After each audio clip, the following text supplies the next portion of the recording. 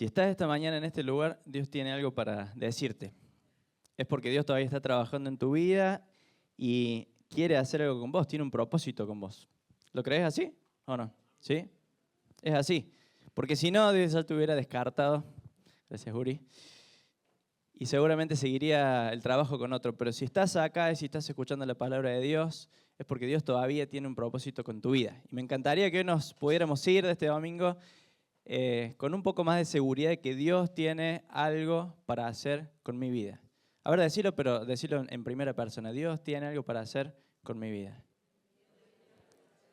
Muy bien, una vez más, lo repetimos todos juntos. Dios tiene algo para hacer con mi vida. Muy bien.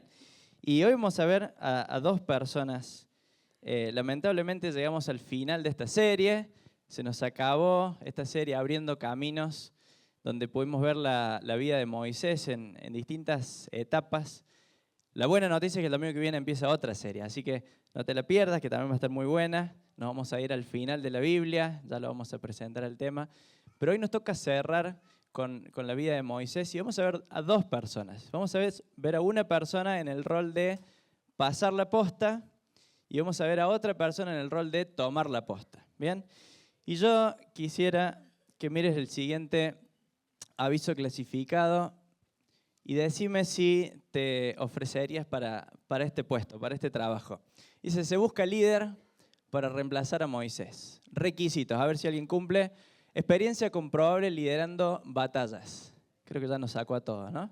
Hay algunos que han estado en la fuerza que quizás cumplen con este requisito. Dice, buen trato con personas complicadas, manejo de grupos y trabajo en equipo, experiencia previa dividiendo mares o mínimo ríos. Lo de mares era deseable, pero ríos mínimamente porque le iba a tocar atravesar un río. Capacidad para recibir instrucciones directamente del cielo. Dice, se valorará experiencia en plagas, milagros y legislación nacional. Y disponibilidad para trabajar sin vacaciones. ¿Algún voluntario o voluntaria en este lugar que se ofrezca? No.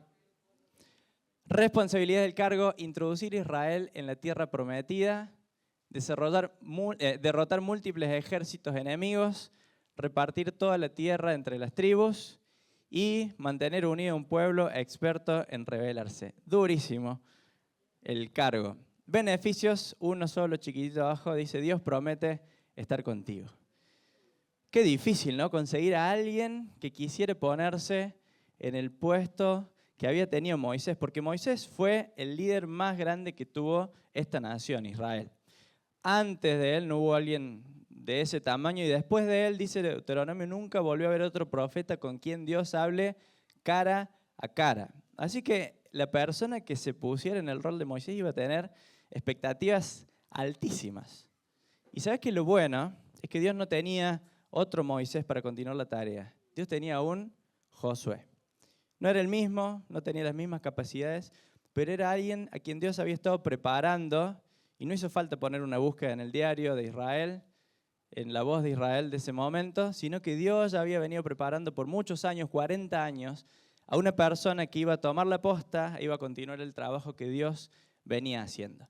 Y hoy vamos a ver 4 escenas, 4 momentos en la vida de Moisés y Josué y entender cómo Dios fue preparando a este líder que tomó la posta y fue el sucesor de Moisés. Así que vamos a ver estas 4 fotos y ver cómo Dios trabajó tanto con Moisés como con Josué, preparando al que en un momento iba a ser el reemplazo, el sucesor de Moisés. Vamos a la escena número 1.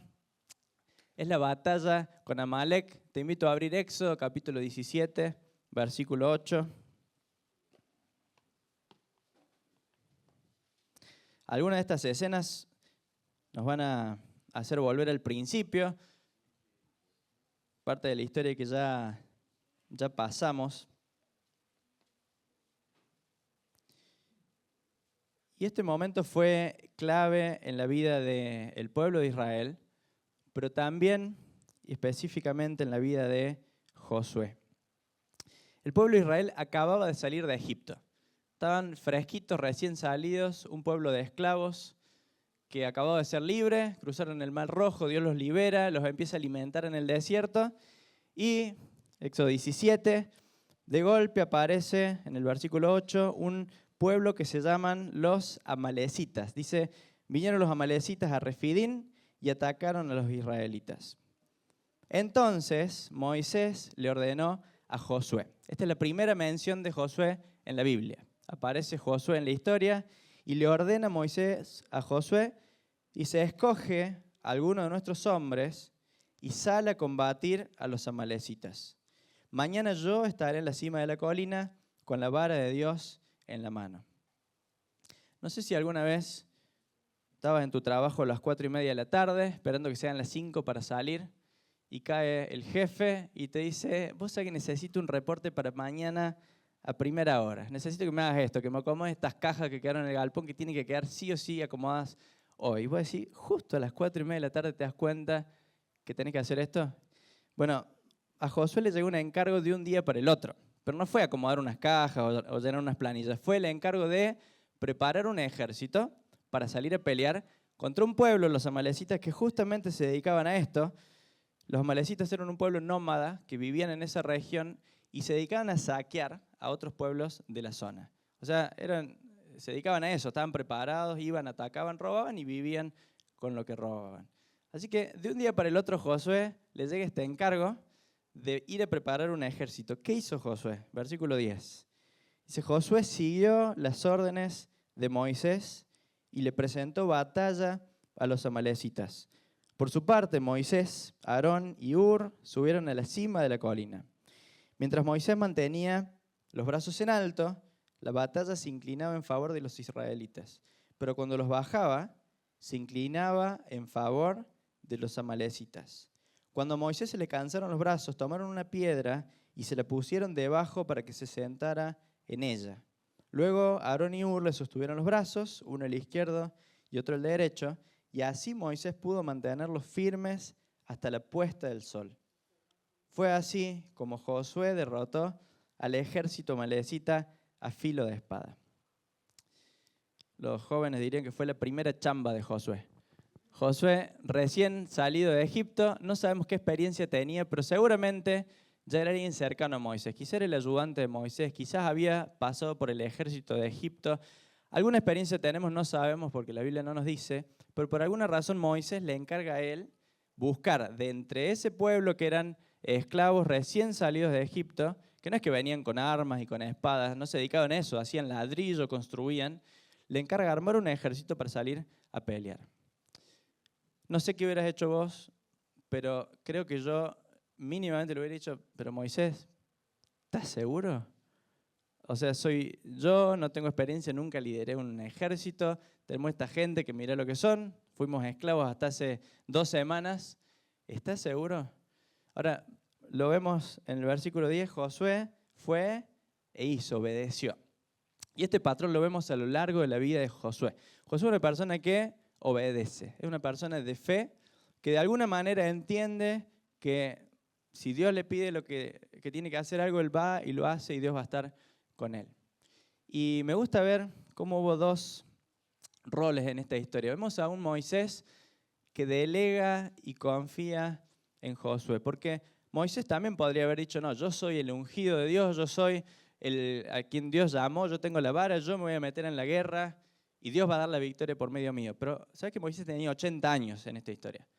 Y ve a un Josué que posiblemente tenía unos 40 años y delega en alguien que lo ve quizás más apropiado para la tarea toda esta responsabilidad. Qué bueno cuando nosotros también podemos entender que parte de la tarea Dios la hace con nosotros y parte también quizás Dios nos llama a delegar, a buscar a otros, a sumar a otros al equipo que puedan también hacer la tarea con nosotros. Y también Moisés no se desentendió, sino que sostuvo una cobertura espiritual. Estuvo peleando la batalla, Moisés, pero desde otro lugar, desde un lugar donde velaba por el pueblo, seguramente orando, y pasa algo muy llamativo, ¿no? Con los brazos de Moisés, que no lo vemos en otro lugar de la Biblia. Pero fíjate en el texto, ¿qué pasaba con la batalla? Él sostenía las manos levantadas y ¿quién ganaba? Israel. Él bajaba los brazos porque se cansaba y empezaban a ganar los otros, avanzaba el otro ejército. Es único, no lo vemos en otro lugar de la Biblia. Ahora, ¿por qué pasaba esto? Bueno, podríamos decir Moisés tenía los brazos en alto, estaba alabando a Dios, o podríamos pensar como que estaba clamando a Dios. En realidad no lo sabemos, pero ¿sabes que hay algo que sí lo vemos en muchas historias? Y es que Dios pone condiciones raras para la batalla. Por ejemplo, muchos años después iba a venir un tal Gedeón que junta un ejército para ir a pelear con miles de soldados enemigos y Dios empieza a reducir el número del ejército y terminan quedando 300 personas que tienen cántaros en las manos, que tienen antorchas adentro, que tienen unas trompetas y Dios le quiere dar la victoria por ese grupo de 300 personas. ¿Por qué? Bueno, para que Gedeón entendiera que la salvación no iba a venir por su capacidad, por su poder, por su ejército, sino por lo que Dios iba a hacer. Josué mismo iba a caminar ¿cuántas veces alrededor de una ciudad? ¿Se acuerdan? 7 días, el séptimo día dando 7 vueltas. Ahora, ¿por qué? ¿Qué sentido tenía? ¿Había un sentido espiritual? ¿Había, no sé, se iba debilitando el piso, iban a caer las murallas? No sabemos, Dios es creativo y muchas veces pone este tipo de condiciones que no tienen sentido humano para que ellos entiendan que no se trata de ellos, que simplemente siguiendo el protocolo de Dios, Dios se encarga de dar la victoria. Otra vez a un tal Josafat, Dios le iba a decir, ustedes solamente alaben, ¿no? Si ustedes alaban y están cantando, yo voy a vencer al ejército enemigo. Y así lo hizo Dios. Y no son modelos para que repitamos, porque uno podría decir, bueno, cuando me viene el problema, mañana lunes, levanto los brazos y Dios se encarga y derrota a mis enemigos, soluciona los problemas, aparece la plata en el banco. O le doy 7 vueltas, no sé, al terreno que quiero comprar y ese terreno es mío. O alabo simplemente y Dios se encarga. No son patrones para repetir, pero sí hay un modelo atrás de esto que Josué lo entendió y es que la batalla la gana el Señor. Entonces a mí me toca una parte, a Josué le toca una parte obedecer, pero Josué entendía que si Dios no le daba la victoria, que en este caso era por medio de las manos levantadas de Moisés, no iba a haber victoria. Así que Josué lo vemos valiente, asumiendo el desafío sin poner excusas. Él se podría haber hecho un lado, decir, no, a mí nadie me dio ese rol, nadie me está pagando por esa función, que lo haga otro. Pero él no se lavó las manos, se tomó la tarea e hizo lo mejor con lo que tenía en la mano. ¿Sabes que Dios trabaja así? Dios por alguna razón te quiso encargar una tarea. Dios te puso en un lugar específico. Dios te puso quizás en tu familia, criando hijos o como hijo, atendiendo a hermanos o con tus padres. Dios te puso en el trabajo. Dios te puso en un ministerio y Dios te encarga una tarea. ¿Sabes que Dios le podría hacer 1000 veces mejor que vos? ¿No? Si te sacaran de ahí, Dios lo quisiera hacer a su forma, lo haría mucho mejor que vos y que yo. Pero Dios por alguna razón nos pone en ese lugar y nos da sus ordenanzas, sus mandatos, nos manda al frente y Dios nos pide hacerlo mejor con lo que Él nos dio en la mano. Josué tenía ese ejército de esclavos, hizo lo mejor que podían, no tenían muchas herramientas, seguramente muy poquitas armas, pero usaron lo que tenían, siguieron lo que Dios les había pedido y Dios les dio la victoria. Y de la misma forma Dios te pone a vos, me pone a mí en situaciones que no tienen sentido, en situaciones donde vos decís, ¿por qué Dios me pide esto a mí? ¿Qué va a hacer Dios si soy lo que soy? Dios me conoce. Pero si Dios te puso ahí es porque tiene un plan, tiene un propósito y quiere cumplir eso en tu vida.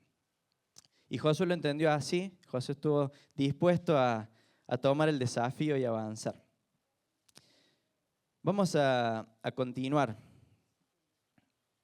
Vamos a avanzar a la segunda escena. Mira, si hay algo que destacó la vida de Moisés, fue un disfrutar de la presencia de Dios. Y si querés ir buscando Éxodo capítulo 24, versículos 13 al 18. Vamos a leer solo algún versículo aquí. Moisés tiene una tarea dada por Dios, que es subir al monte, el monte Sinaí, donde Dios se iba a manifestar de una forma especial. Dice el versículo 13, Moisés subió al monte de Dios, acompañado por su asistente Josué. Acá vuelve a aparecer Josué en la historia. Y deja a los ancianos, dice, les dijo a los ancianos, esperen aquí hasta que volvamos. Después delega algunas cuestiones de liderazgo del pueblo. Dice, Aarón y Hur se quedarán aquí con ustedes. Si alguno tiene un problema, que acuda a ellos. Así que deja Moisés a todo el grupo de ancianos, los líderes del pueblo, y se va él con Josué. Empiezan a caminar, empiezan a subir el monte por 6 días. Estaba la nube que representaba la presencia de Dios en la cumbre del monte. Y por 6 días ellos van caminando. Imagínate Moisés y Josué caminando, hablando, quizás orando, siendo conscientes de que estaba la presencia gloriosa de Dios en la cumbre del monte, y se van acercando, y el 7º día, dice el versículo 15, en cuanto Moisés subió, una nube cubrió el monte, y la gloria del Señor se posó sobre el Sinaí. 6 días la nube cubrió el monte, y al 7º día, desde el interior de la nube, el Señor llamó a Moisés. A los ojos de los israelitas, la gloria del Señor en la cumbre del monte parecía un fuego consumidor. Y ahí estuvo Moisés por 40 días, hablando con Dios, experimentando la presencia de Dios de una forma espectacular como nadie más la experimentó. Y Josué se queda justo al lado de afuera de la nube, esperando, porque no bajó. Después cuando sale Moisés, lo vemos que baja con Josué. Así que yo me preguntaba, ¿qué hacía Josué 40 días solo del lado de afuera de la nube, esperándolo a Moisés? Yo creo que estaba atento, estaba dispuesto por si Moisés lo necesitaba. Pero yo creo que la experiencia de Josué en ese momento fue increíble. La gente que estaba abajo del monte, o sea, lejos, veía la cumbre del monte y veía como si hubiera fuego en la cumbre del monte. Y dice que el pueblo temió, que el pueblo realmente estaba asustado por ver esta manifestación de Dios. Ahora vos imagínate estar a pasos de esa nube, de esa manifestación de Dios tan gloriosa. Debe haber sido un evento súper impactante en la vida de Josué. Mira, Josué estuvo al lado de Moisés en muchos momentos donde Dios hablaba con Moisés, Dios se le revelaba a Moisés, Dios estaba actuando, obrando con el líder del pueblo, pero Josué muy cerquita, viendo lo que Dios hacía, cómo Dios se relacionaba con Moisés. Mira el pasaje que sigue, un poquito más adelante, Éxodo 33, versículo 11.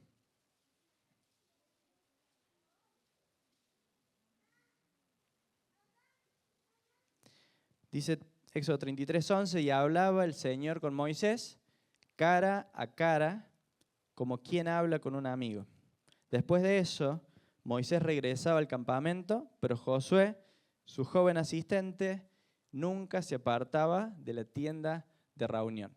Moisés pone una carpa afuera del pueblo y le dice a la gente, el que quiere buscar a Dios puede acercarse a esa carpa y ahí puede orar, puede escuchar la voz de Dios. Moisés entraba a esa carpa y era algo especial, ¿no? Con nadie más Dios hablaba de esa forma. La nube bajaba, Dios se revelaba, hablaba con Moisés cara a cara.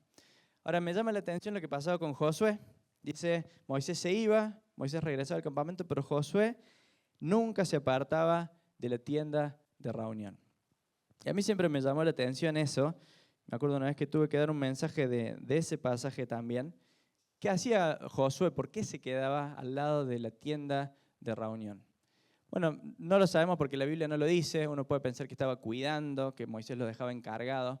Pero yo creo que había algo más y había una búsqueda personal en Josué de la presencia de Dios. Y buscando un poco, con ayuda de la guía también, algunos rabís viejos, o sea, algunos maestros judíos, pero de la antigüedad, ya hablaban de este pasaje y decían que Josué estaba buscando a Dios personalmente.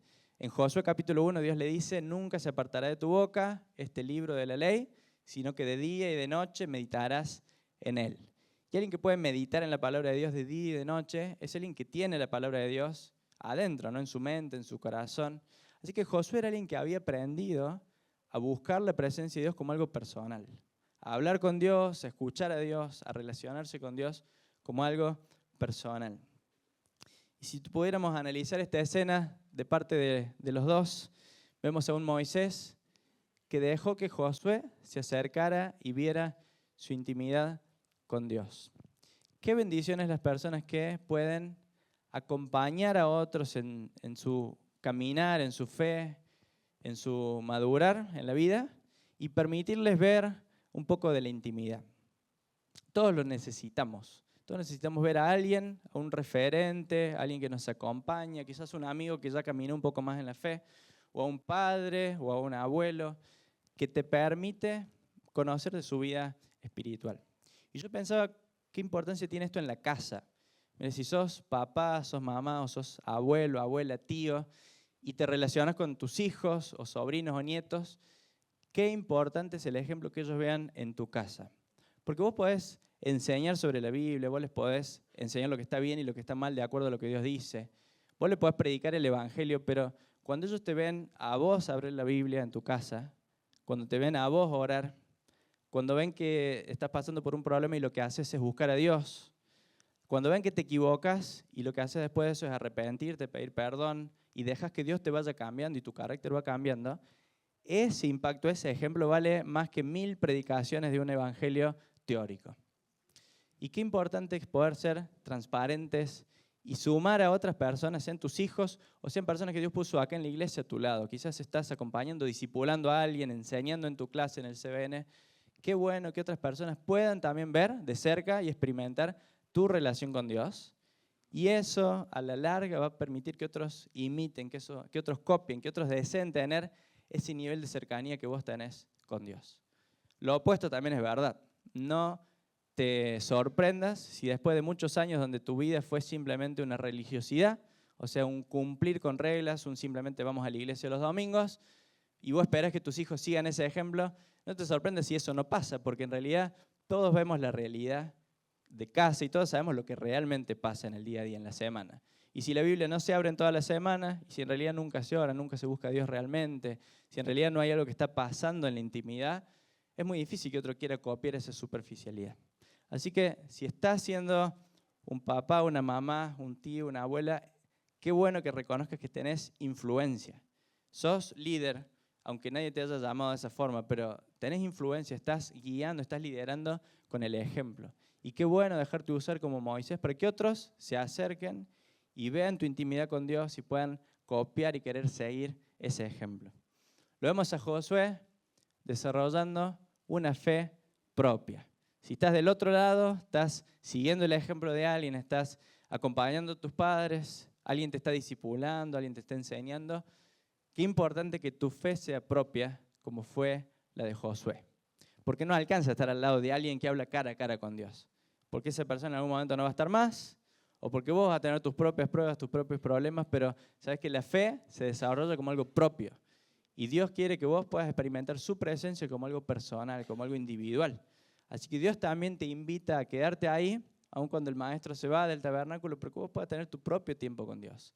No alcanza con venir el domingo y abrir la Biblia acá el domingo. Hace falta que mañana lunes puedas abrir la Biblia en tu casa y puedas escuchar la voz de Dios, vos y Dios. No solo con un mensaje que puedas mirar en YouTube, no solo con un devocional que puedas leer, sino la Biblia, Dios y vos. Dios hablándote a vos hablándole a Dios. Y esa intimidad es la que va a desarrollar tu propia fe. Vamos a continuar. Vamos a la tercera escena de estas 4 y llegamos a la tierra prometida. Si querés ir abriendo Números, capítulo 13.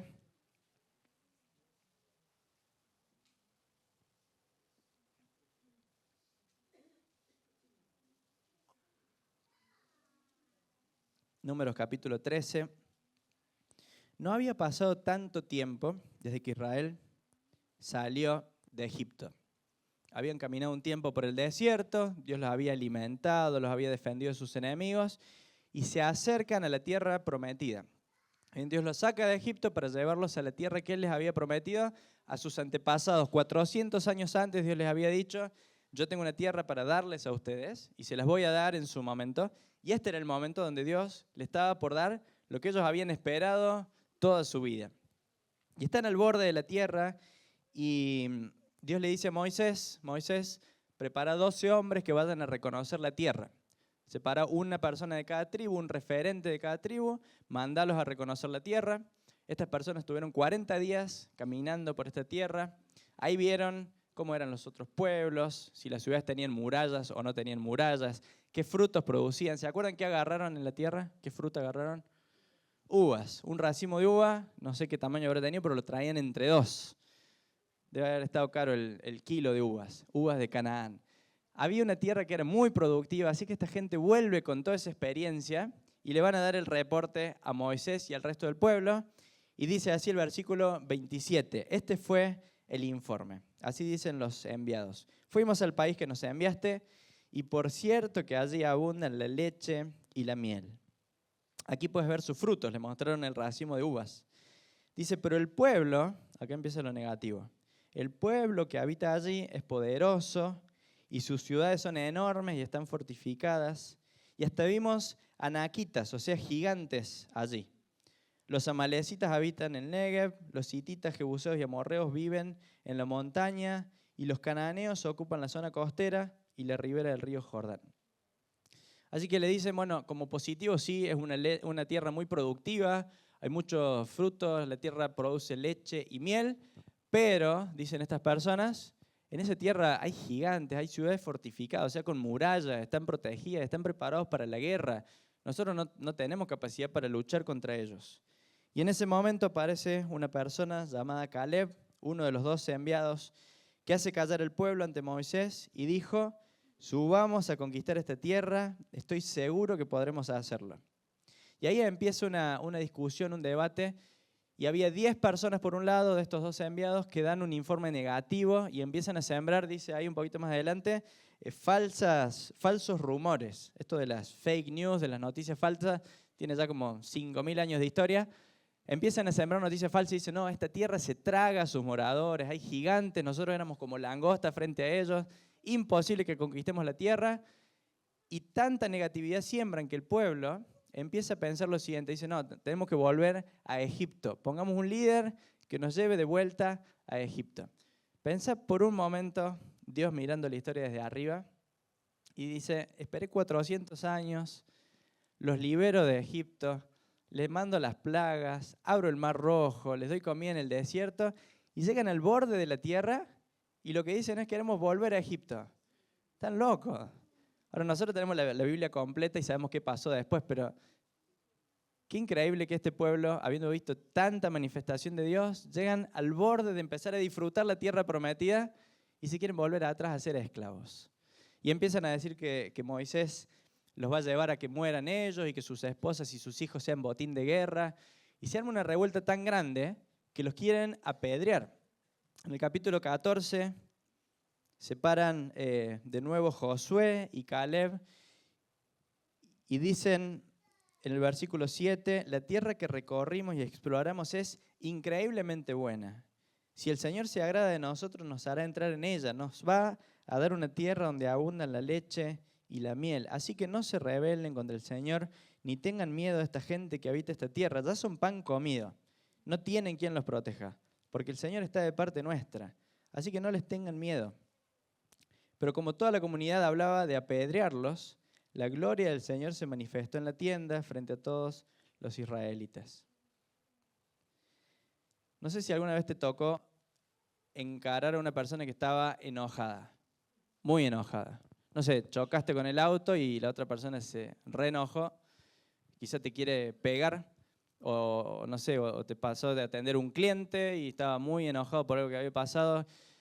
Eso ya es difícil. Imagínate enfrentarte a 2 millones de personas que están tan enojados que te quieren matar, literalmente. Estaban por agarrar piedras para matarlos.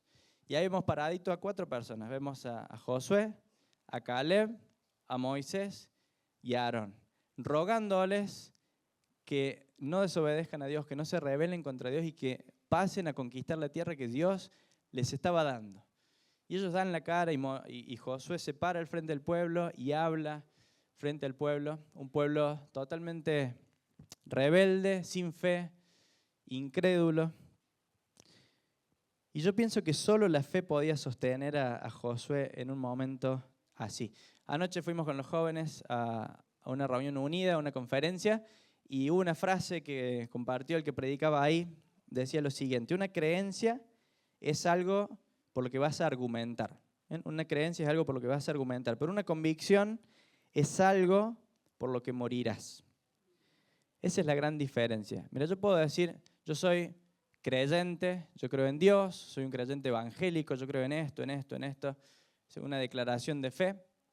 Yo puedo expresar mi fe, hasta puedo contarte el evangelio, el plan de salvación, eso es algo que creo y quizás hasta estoy dispuesto a debatirlo con vos, porque estoy seguro de eso, pero llega hasta ahí. La convicción, el paso siguiente, es algo que no solamente creo, sino que estoy tan seguro, estoy convencido de eso que me lleva al punto de que estoy dispuesto a morir por esto.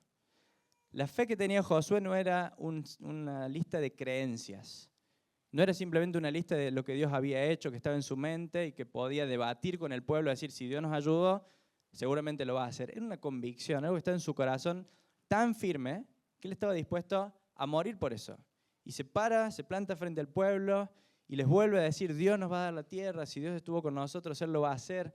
No son nada los ejércitos enemigos, si Dios está con nosotros, Dios va adelante nuestro. Se para porque había una convicción adentro de él. Y yo te pregunto, ¿tu fe o lo que decís que crees es simplemente algo que está en tu mente? ¿Algo que podrías declarar como si yo creo en esto, en esto, en esto? ¿O es una convicción que está en tu corazón y estarías dispuesto a morir por esa convicción? O sea, ¿qué tan real es tu fe? Y si lo querés ver de una forma práctica, la fe se manifiesta en obediencia. O sea, donde hay fe, va a haber obediencia a Dios. Porque cuando vos le crees a Dios, no es simplemente decir, sí, Señor, yo te creo, sino, no, Señor, te creo tanto que voy a hacer lo que me pedís. Si vos me pedís que vaya adelante, si vos me pedís que conquiste la tierra, aunque no veo forma humana de hacerlo, yo voy a ir y lo voy a hacer. Si vos me pedís que deje de hacer esto porque es malo para mi vida, yo lo voy a hacer porque te creo. Si vos me pedís que me acerque a tal persona, me voy a acercar porque te creo. Si vos me mandás algo, yo lo hago porque te creo, Señor, y estoy convencido de eso. Y la fe no se queda solo en algo que creo en mi cabeza, que pienso, una lista de doctrinas, sino que pasa a la acción. Esa es la verdadera fe. Es la fe que actúa, que hace, que obedece. Y era la fe que vemos en Josué. Fíjate cómo la fe produce del mismo evento dos perspectivas tan diferentes, tan opuestas.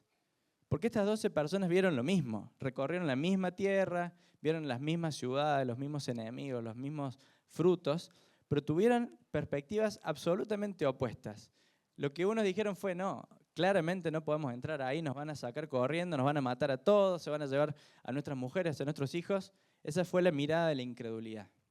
La mirada de la fe frente al mismo acontecimiento fue, claramente Dios nos está regalando esta tierra, es una tierra productiva y Dios nos la va a dar y Dios está con nosotros y Dios va a vencer a nuestros enemigos. La fe te puede hacer mirar la vida, las situaciones de la vida, con una perspectiva completamente diferente a la racional, a la humana, a la natural. Y yo te pregunto, ¿cómo estás mirando la vida? ¿Cómo estás caminando el día a día? ¿Será que tu mirada está simplemente centrada en lo que vos ves, en lo que a vos te parece, en lo que tu inteligencia o tu experiencia en la vida te dicen? ¿O estás dejando que Dios te ayude a ver la vida y los problemas y las situaciones desde su perspectiva?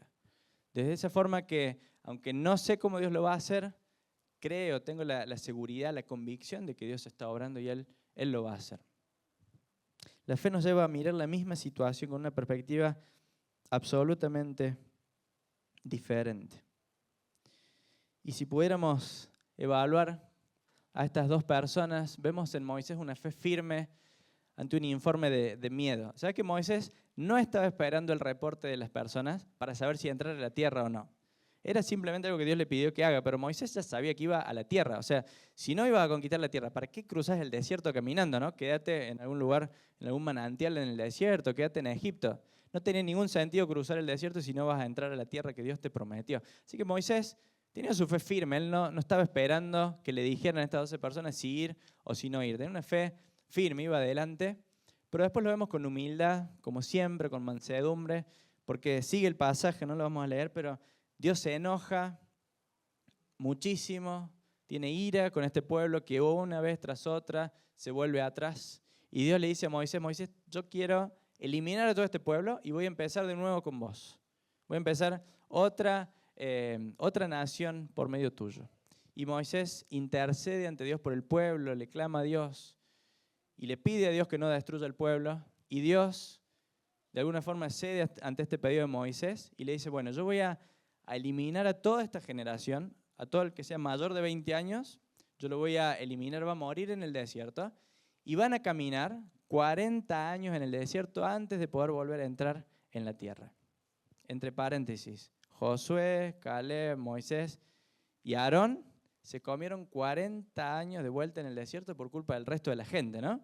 Porque no es que Dios dijo, bueno, a los que sí me creyeron entran ahora en la tierra, el resto vayan al desierto.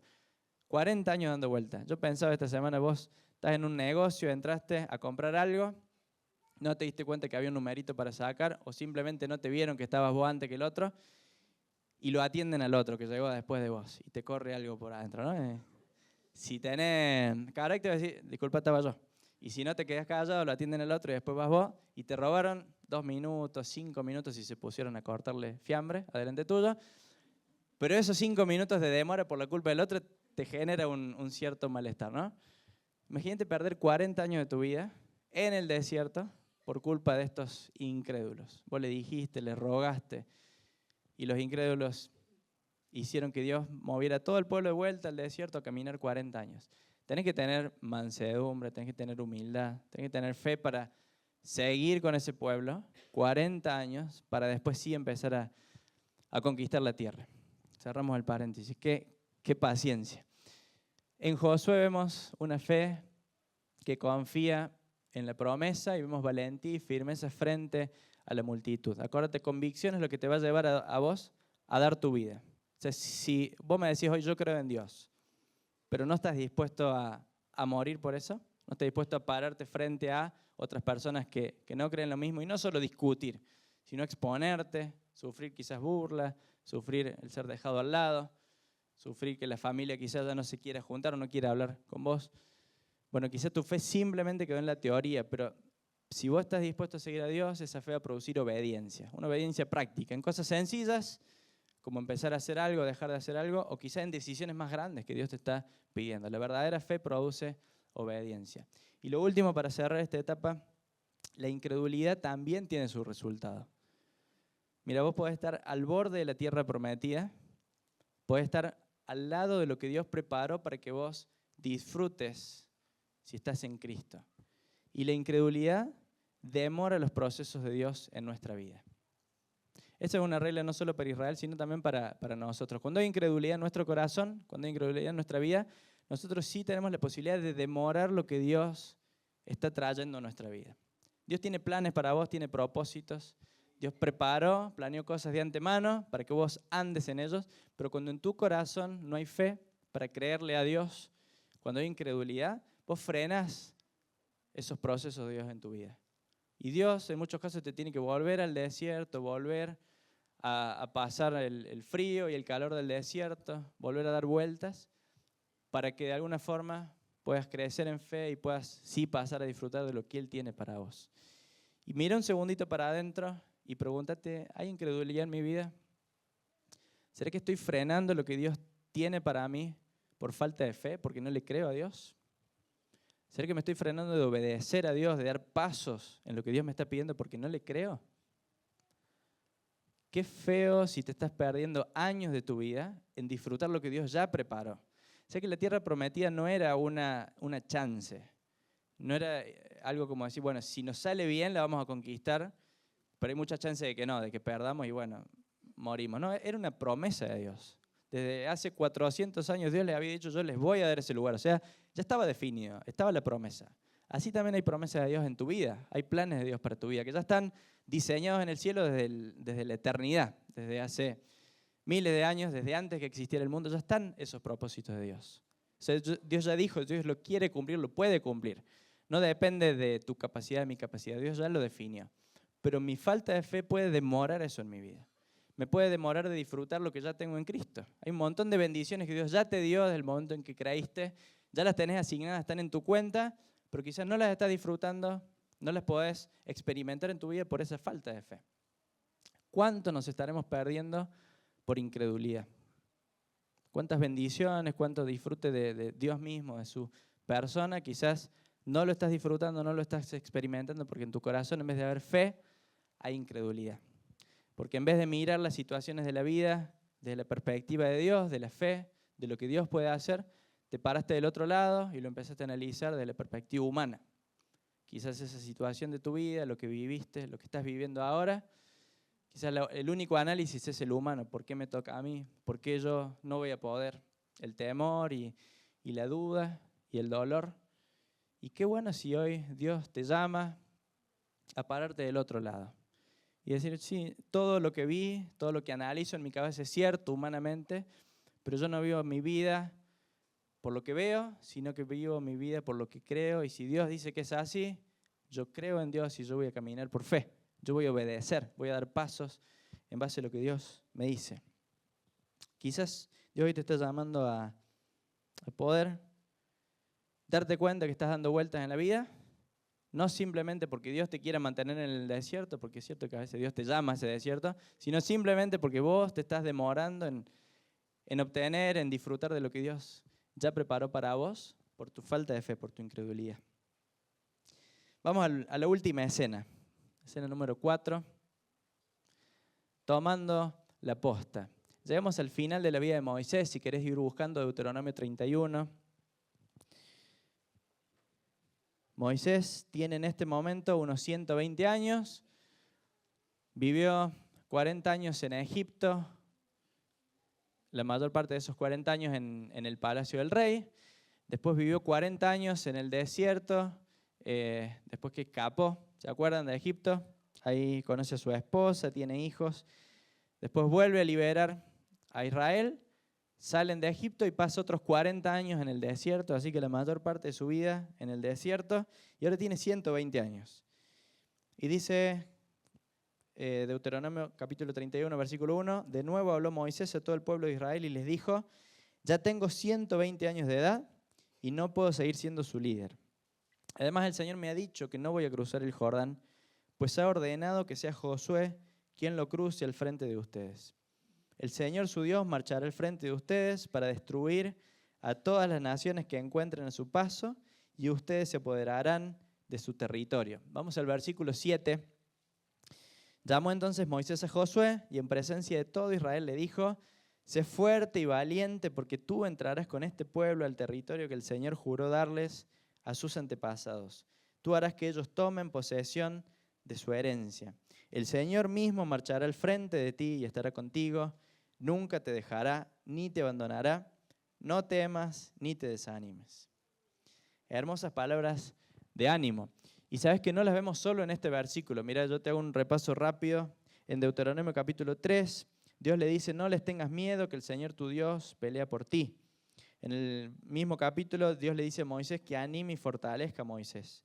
En el capítulo 31, versículo 23, dice, esfuérzate y sé valiente, porque tú conducirás a los israelitas al territorio que juré darles, y yo mismo estaré contigo.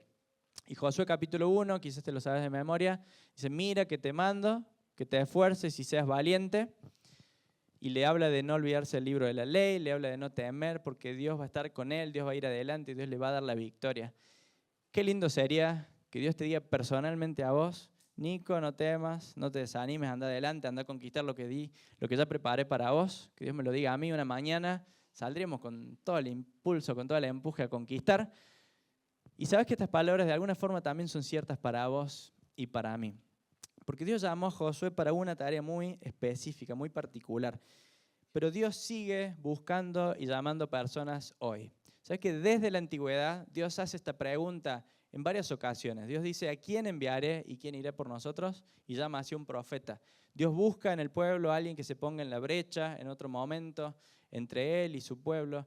Y a lo largo de la historia Dios va buscando, va llamando a personas que se sumen a su trabajo, a su propósito. Dios busca líderes que la Biblia los llama siervos, personas que se disponen a que Dios los use para influir en otras, para guiar a otras, para enseñar, para acompañar, para estar cerca de otros que lo necesitan. Y Dios también te busca a vos, Dios te llama a vos. Algunos quizás en una tarea de más responsabilidad, otros en una tarea menos visible, pero igualmente importante. Dios sigue buscando personas, Dios sigue enviando personas. Y algo llamativo de este llamado es que Dios no está poniendo la responsabilidad de la conquista en Josué. Dios le dice, tenés que ser fuerte, tenés que ser valiente, porque yo te voy a usar para introducir a los hijos a la tierra prometida, porque yo te voy a dar la tierra, porque yo voy a ir delante y yo voy a conquistar. Fíjate los dos lados. Dios hace la tarea, Dios les va a dar la tierra, es una promesa. No dependía de la capacidad militar de Josué, ni del pueblo, ni de la estrategia. Es una promesa, Dios les va a dar la tierra. Ya lo había prometido muchas veces antes, Dios no dudaba de su promesa. Dios les va a dar la tierra. Pero Josué no le dice, bueno, siéntate acá a la entrada de la tierra prometida, espera que yo corra a todos los pueblos y ahí entran ustedes.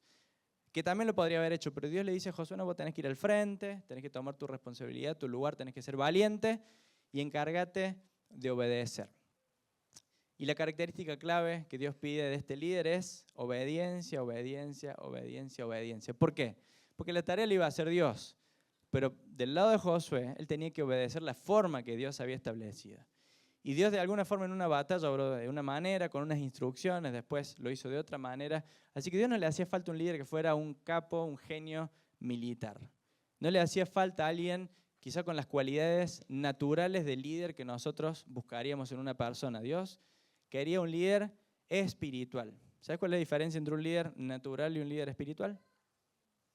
El espíritu, ¿no? El líder espiritual le da lugar al espíritu, sigue las instrucciones del espíritu, obedece lo que Dios le dice, lo que el espíritu le dice. Mira cómo vemos a Moisés y a Josué en esta escena. Vemos a un Moisés con humildad y dependencia de Dios hasta el final. Moisés entendió que Dios había cumplido su propósito con él en todos esos años y le hubiera encantado pasar a la tierra prometida, pero Moisés entendió que ahí terminaba su plan. Y lo aceptó, lo tomó y estuvo dispuesto también a acompañar a Josué, que lo venía ya formando en todos estos años para lo que seguía. Lo vamos aceptando su rol y animando a Josué a seguir adelante. Realmente Moisés fue una persona mansa, como lo dice también más adelante la Biblia, el más manso sobre la tierra, una persona que estuvo dispuesta a soportar al pueblo en sus idas y venidas, pero también entender el plan y el propósito de Dios con él. Y qué bueno pensarnos si Dios te puso para cumplir un rol, una tarea, de nuevo como papá o como mamá o como maestro o como alguien que discipula, simplemente como amigo o en tu trabajo como compañero, y te da un tiempo, te da un propósito y quiere que hagas algo durante ese tiempo, que cumplas su propósito. Y en algún momento Dios va a decir, bueno, hasta acá llegamos, diste todo, ahora sigue otra persona, continúa alguien más, pero vos te podés ir tranquilo como Moisés, que había cumplido y había sido fiel al llamado de Dios. Y en Josué vemos un líder reconocido por su fe.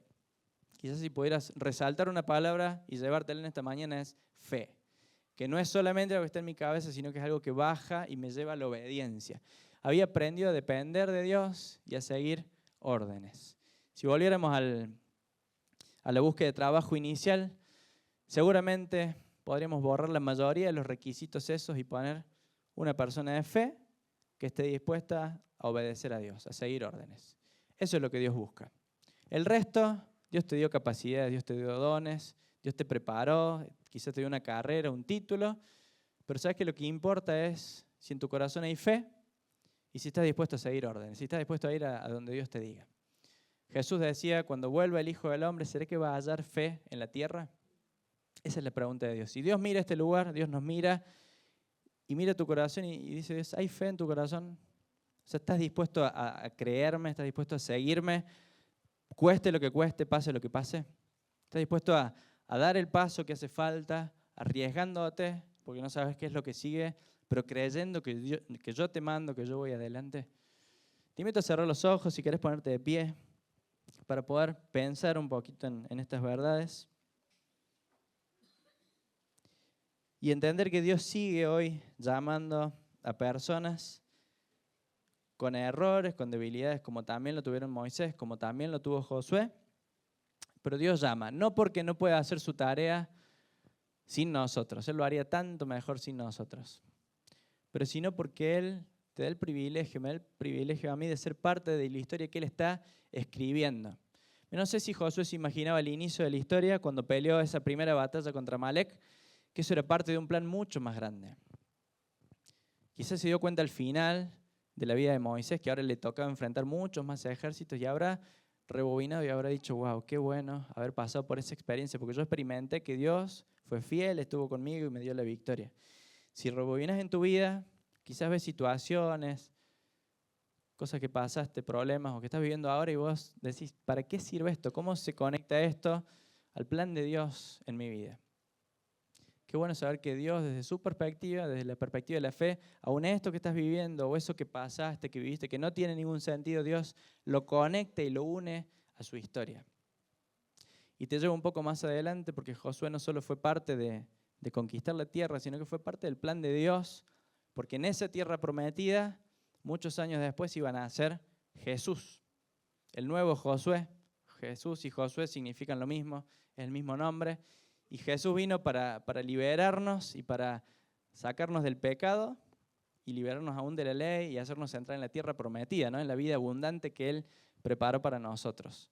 Y Josué fue parte de este plan de Dios histórico para que vos, hoy y yo podamos tener un Salvador, que es Jesús. De la misma forma vos y yo entramos, somos una piecita, un eslabón en la cadena de Dios que conecta la historia. Y yo también te quiero usar como parte de ese propósito. Nos tomamos un minuto, y que si quieres pasar, vamos a tomarnos un minuto para pensar. Cerrar los ojos y meditar y pedirle a Dios, Señor, ¿qué de esto me tengo que llevar yo? ¿Qué de esto querés que practique? Quizás el desafío de Dios es simplemente entender el rol que Él ya te dio. Estás en tu casa, estás influyendo sobre otras personas. Tu fe tiene que ser real. El evangelio que vivís tiene que ser algo que lo manifestas día a día porque te están mirando. Hay otras personas que van a seguir tu ejemplo. No solo lo que decís, sino lo que haces, lo que practicas. Quizás hoy Dios te llama a tomar responsabilidad, a dar un paso de fe, a asumir algo que ya sabes que Dios te está llamando a hacer, a obedecer, a tomar tu lugar. Y qué bueno dar un paso al frente y decir, sí, Señor, yo voy, no porque yo sepa, porque ya tengo todo resuelto en mi vida, sino porque te creo y si vos me llamas, yo sé que vos vas a cumplir. Quizás es tu momento de tomar la posta. Ya alguien corrió delante tuyo, ya alguien te acompañó, pero alguien tiene que continuar la tarea y quizás te toca a vos eso de tomar la posta y seguir adelante y seguir sirviendo a Dios, seguir obedeciendo a Dios en lo que Él tiene para vos.